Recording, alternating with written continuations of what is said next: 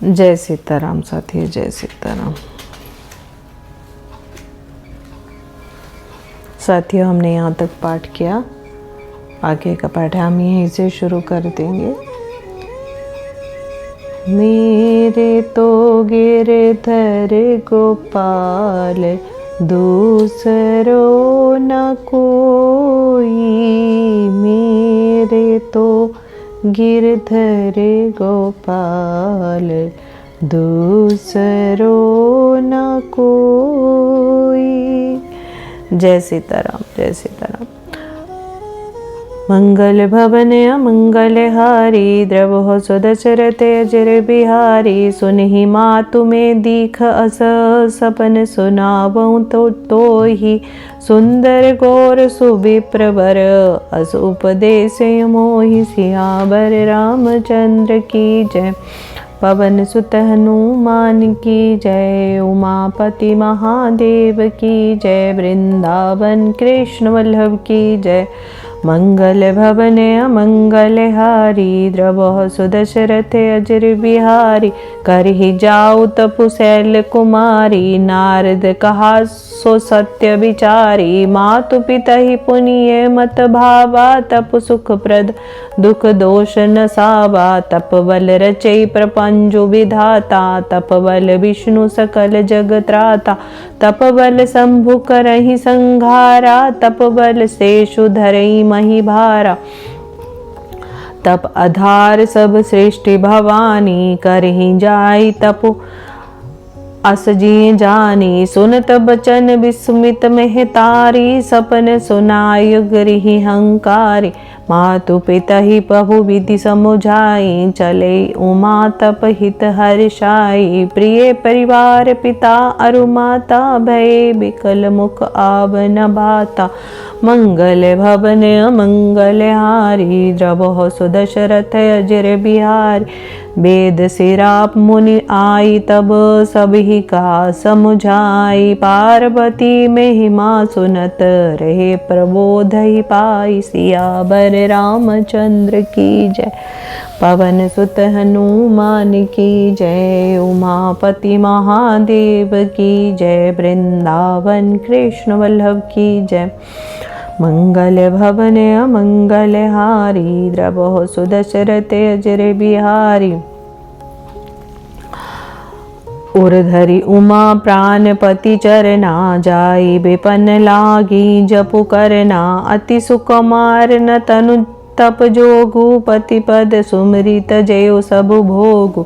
नित नभ चरण उपज अनुरागा, बिसरी देह तपहि मनु लागा। संबत सहस मूल फल खाए, सागु खाए सतहर वर्ष गवाए। कछु दिन भोजन बारी बतासा, किए कठिन कछु दिन उपवास। बेल पाति मही परे सुखाई, तीनी सहस संबत सोई खाए। पुनि परिहरे सुखाने उपरना, उमहि नाम तब भयो अपरना।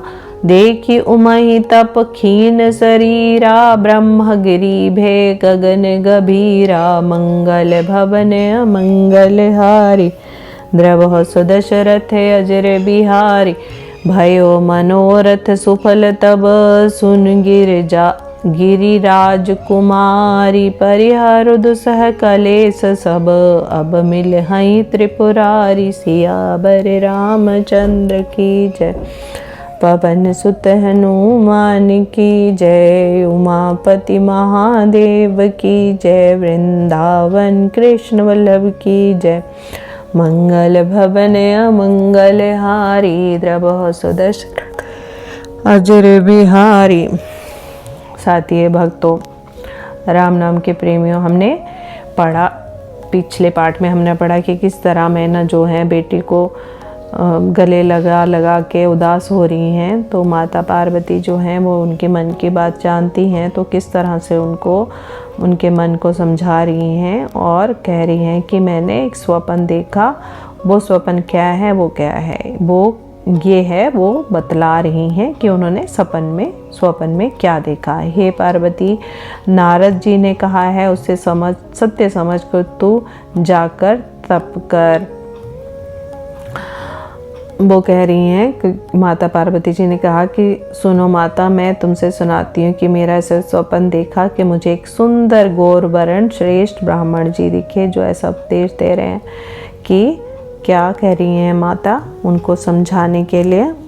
कह रही हैं कि मुझे एक ब्राह्मण जी दिखे थे, उन्होंने ये उपदेश किया कि अपनी बेटी को ये जाकर कहो कि हे पार्वती, नारद जी ने कहा है उसे सच समझकर तू जाकर तप कर। फिर ये बात तो माता पिता को भी अच्छी लगी है। तप सुख देने वाला और दुख दोष का नाश करने वाला है। तप के बल से ही ब्रह्मा संसार को रचते हैं, तप के बल से ही विष्णु सारे जगत का पालन करते हैं, तप के बल से ही शंभु संहार करते हैं, तप के बल से ही शेष जी पृथ्वी का भार धारण करते हैं। हे भवानी, सारी सृष्टि तप के ही आधार पर है, ऐसा जी में जानकर तू जाकर तप कर। ये बात सुनकर माता को बड़ा अचरज हुआ और उसने हिमवान को बुलाकर ये स्वप्न सुनाया।